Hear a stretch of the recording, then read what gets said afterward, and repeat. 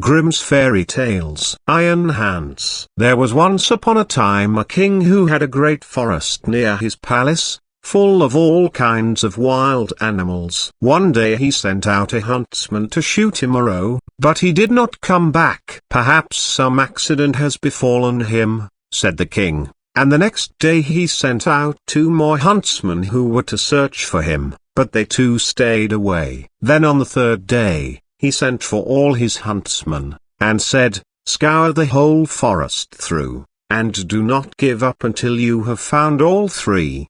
But of these also, none came home again, none were seen again. From that time forth, no one would any longer venture into the forest, and it lay there in deep stillness and solitude, and nothing was seen of it, but sometimes an eagle or a hawk flying over it. This lasted for many years, when an unknown huntsman announced himself to the king as seeking a situation, and offered to go into the dangerous forest. The king, however, would not give his consent, and said, "It is not safe in there. I fear it would fare with you no better than with the others, and you would never come out again."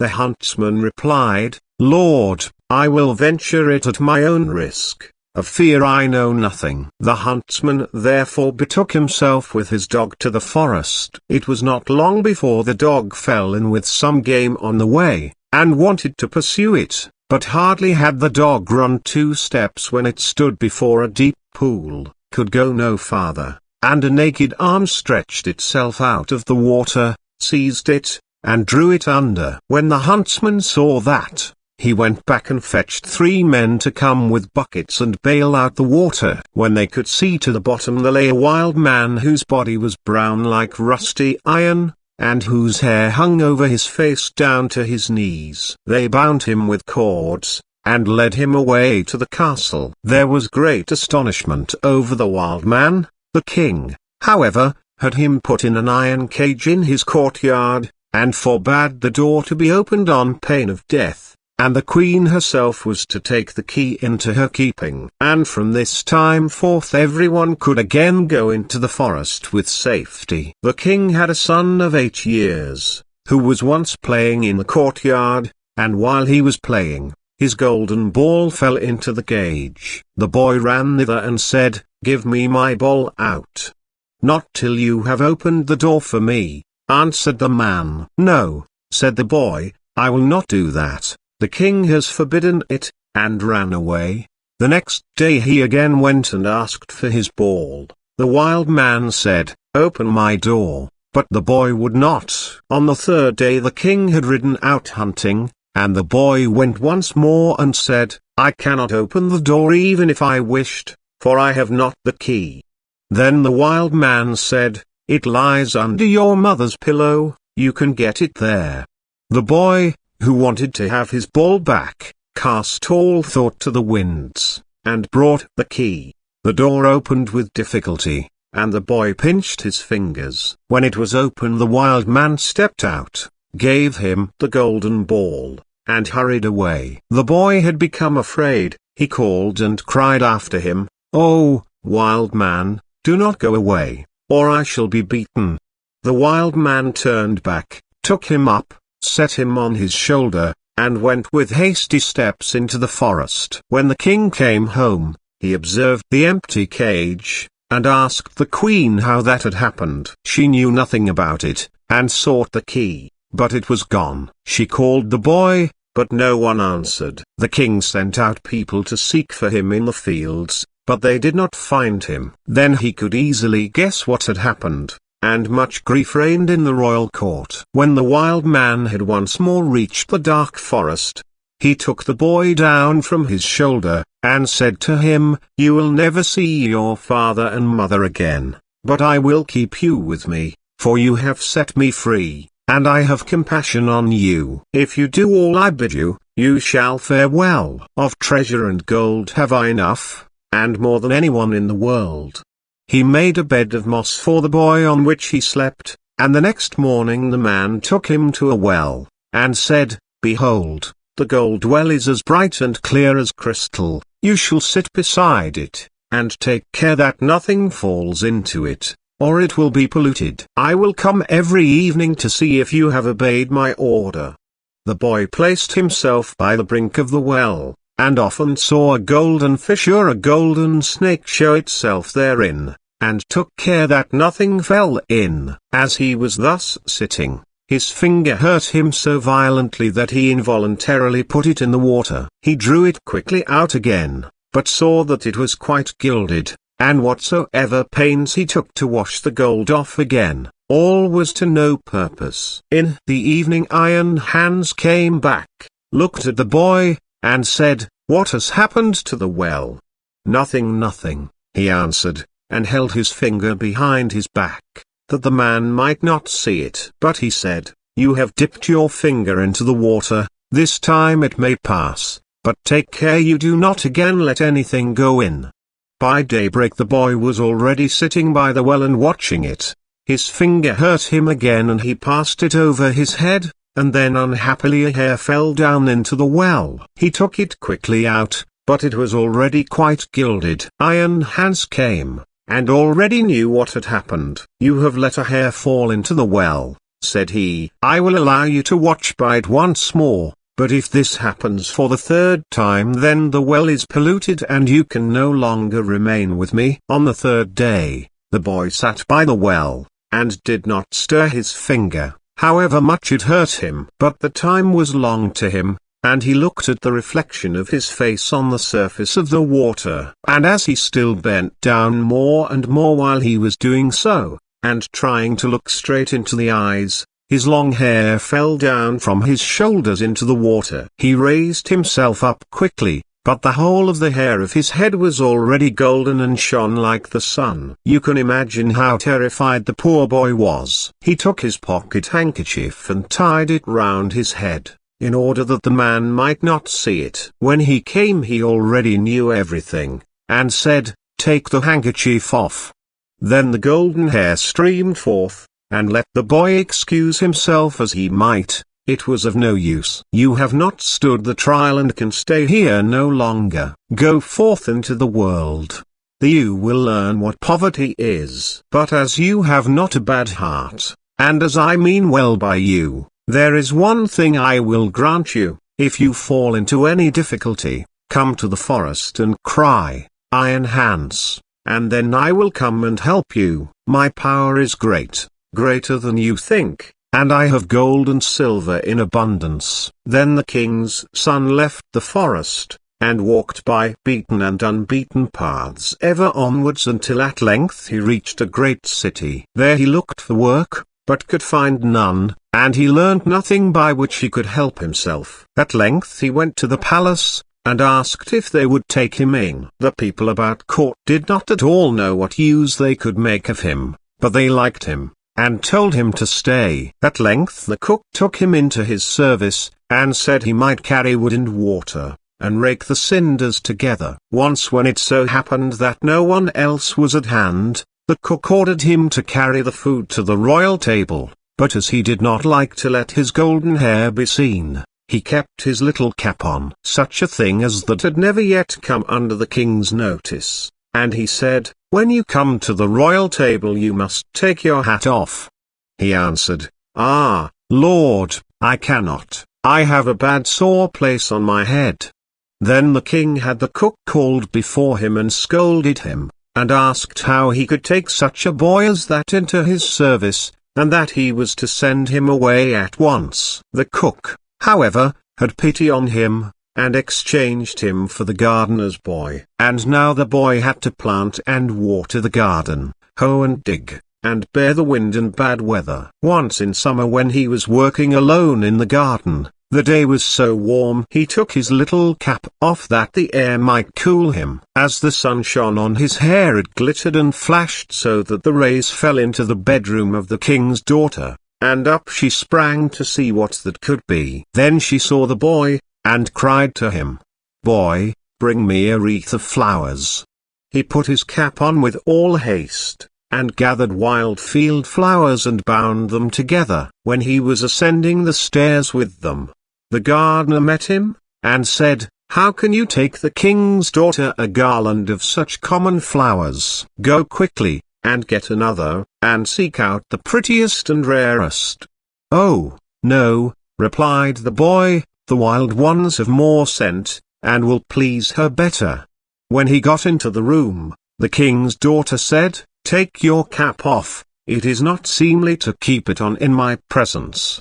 He again said, "I may not, I have a sore head." She, however, caught at his cap and pulled it off, and then his golden hair rolled down on his shoulders, and it was splendid to behold. He wanted to run out, but she held him by the arm, and gave him a handful of ducats. With these he departed, but he cared nothing for the gold pieces. He took them to the gardener, and said, "I present them to your children, they can play with them." The following day the king's daughter again called to him that he was to bring her a wreath of field flowers, and then he went in with it. She instantly snatched at his cap, and wanted to take it away from him, but he held it fast with both hands. She again gave him a handful of ducats, but he would not keep them, and gave them to the gardener for playthings for his children. On the third day things went just the same. She could not get his cap away from him, and he would not have her money. Not long afterwards, the country was overrun by war. The king gathered together his people, and did not know whether or not he could offer any opposition to the enemy, who was superior in strength and had a mighty army. Then said the gardener's boy, "I am grown up, and will go to the wars also, only give me a horse." The others laughed, and said, "Seek one for yourself when we are gone, we will leave one behind us in the stable for you." When they had gone forth, he went into the stable, and led the horse out. It was lame of one foot, and limped hobblety-jib, hobblety-jib. Nevertheless he mounted it, and rode away to the dark forest. When he came to the outskirts, he called Iron Hans 3 times so loudly that it echoed through the trees. Thereupon the wild man appeared immediately, and said, "What do you desire?" "I want a strong steed, for I am going to the wars." "That you shall have, and still more than you ask for."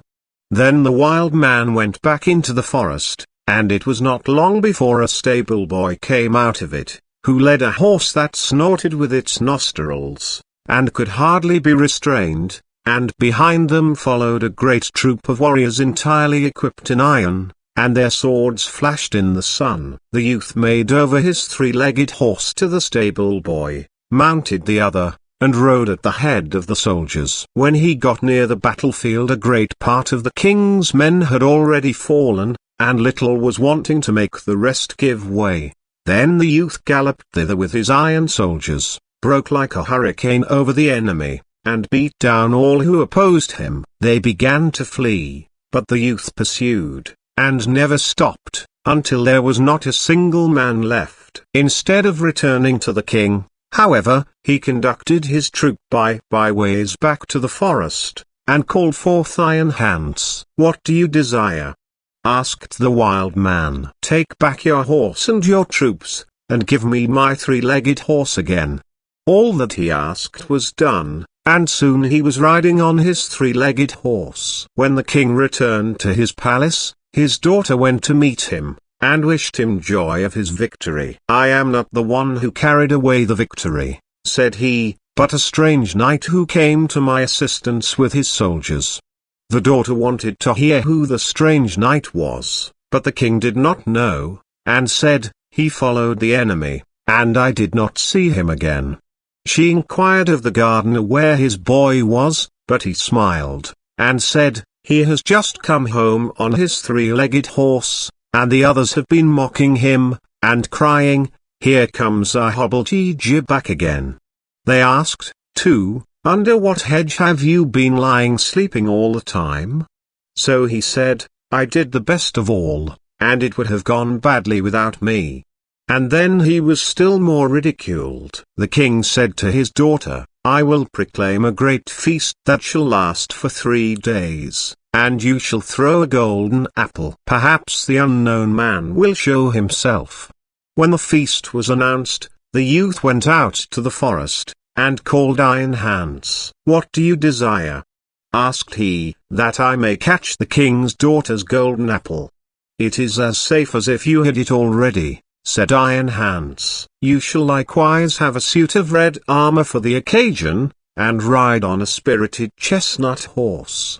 When the day came, the youth galloped to the spot, took his place amongst the knights, and was recognized by no one. The king's daughter came forward, and threw a golden apple to the knights, but none of them caught it but he. Only as soon as he had it he galloped away.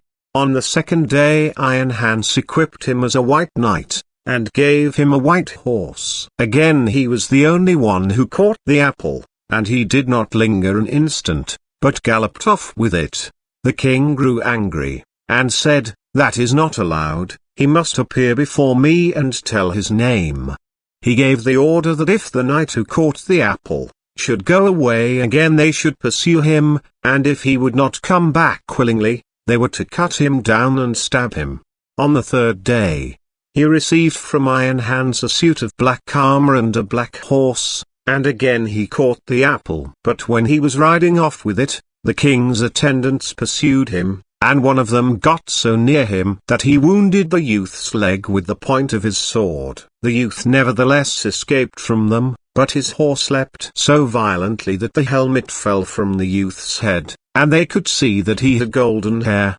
They rode back and announced this to the king. The following day the king's daughter asked the gardener about his boy. "He is at work in the garden. The queer creature has been at the festival too, and only came home yesterday evening. He has likewise shown my children 3 golden apples which he has won." The king had him summoned into his presence, and he came and again had his little cap on his head. But the king's daughter went up to him and took it off, and then his golden hair fell down over his shoulders, and he was so handsome that all were amazed. "Are you the knight who came every day to the festival, always in different colors, and who caught the 3 golden apples?" asked the king. "Yes," answered he, "and here the apples are," and he took them out of his pocket, and returned them to the king. "If you desire further proof, you may see the wound which your people gave me when they followed me. But I am likewise the knight who helped you to your victory over your enemies. If you can perform such deeds as that, you are no gardener's boy. Tell me, who is your father?" "My father is a mighty king, and gold have I in plenty as great as I require." "I well see," said the king, "that I owe my thanks to you. Can I do anything to please you?" "Yes," answered he, "that indeed you can. Give me your daughter to wife." The maiden laughed, and said, "He does not stand much on ceremony, but I have already seen by his golden hair that he was no gardener's boy," and then she went and kissed him. His father and mother came to the wedding, and were in great delight, for they had given up all hope of ever seeing their dear son again. And as they were sitting at the marriage feast, the music suddenly stopped, the doors opened, and a stately king came in with a great retinue. He went up to the youth, embraced him and said, "I am Iron Hans, and was by enchantment a wild man, but you have set me free. All the treasures which I possess shall be your property."